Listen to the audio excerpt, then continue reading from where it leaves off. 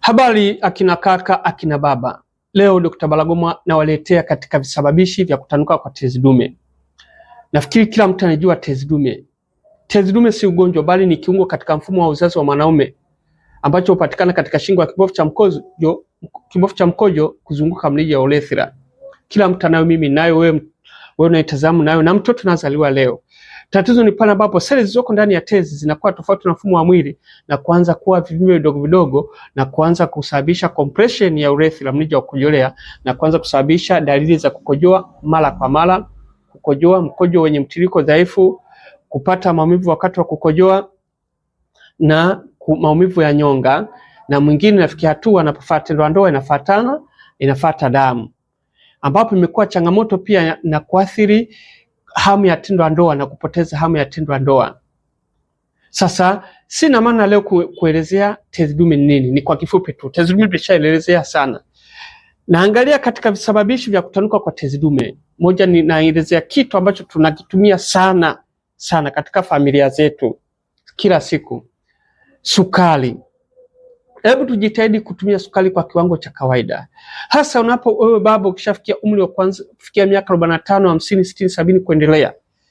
Hata vijana wa miaka 30 si vizuri kutumia sukari kwa wingi.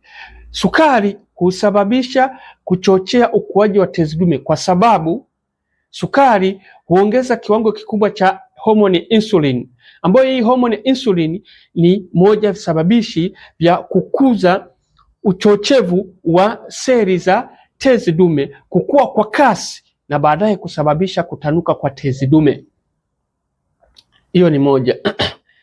Pili, sukari huwa inasababisha kuvimba na maumivu ya wakati wa kukojoa, yani kuvimba na maumivu ya uvimbe. Yani kwa kifupi kwamba sukari huwa inasababisha uvimbe na maumivu.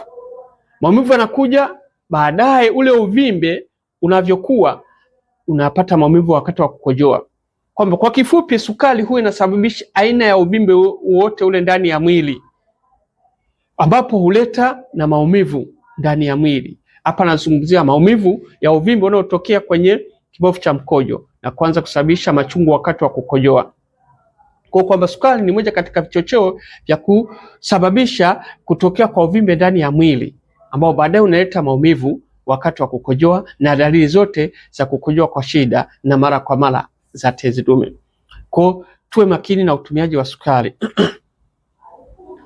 Pia sukari inapokaa juu ya mkojo, unielewe vizuri wewe mtazamaji, baba yangu, kaka yangu, kwamba sukari inapokuwa juu ya mkojo inakuwa ni chakula cha bakteria. Kwamba sukari inapokuwa nyingi kwenye kibofu cha mkojo, yani juu ya mkojo, kwenye kibofu cha mkojo, inakuwa ni chakula cha bakteria, ambapo baadaye hizi bakteria ndio pale tunasema infection kwenye kibofu cha mkojo. Tayari zinapokuwa nyingi, baadaye zinazalisha maradhi ya urine tract infection, yani UTI, maambukizi kwenye kibofu cha mkojo, ambapo baadaye sasa bakteria wanazidi kushambulia, baadaye wasababisha tezi dume inazidi kutanuka. Ndio maana katika visababishi vya tezi dume kimojawapo ni kuwa na bakteria kwenye kibofu cha mkojo na kwenye tezi yenyewe. Kwa zinaposhambulia baadaye seli zinabadilika na kuwa vivimbe. Kwa hiyo tuwe makini katika utumiaji wa sukari. Tutumie sukari kwa kiwango kidogo. Hasa wewe ulishaathirika na tezi dume, unaweza kutafuta mbadala wa sukari, ukairisha hata kutumia sukari. Kwa leo nimeona niwape pointi moja katika visababishi vya kutanuka kwa tezi dume, ambao ni chakula cha siku zote katika familia zetu. Zidi kunifuatilia Dr. Balagoma.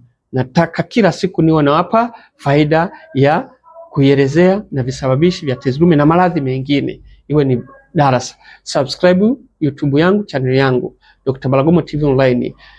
Namba za simu 0694029277 au 0655782996. Kituo Kariakoo, karibu na makao makuu ya klabu ya Yanga. Karibu sana Dr. Balagoma, moja katika madaktari bingwa wa tiba asili katika kutibia kutanuka kwa tezi dume. Fuatilia, ingia YouTube yangu, TikTok yangu, FB, Facebook, utaona shuhuda wengi na vipimo. Karibu sana.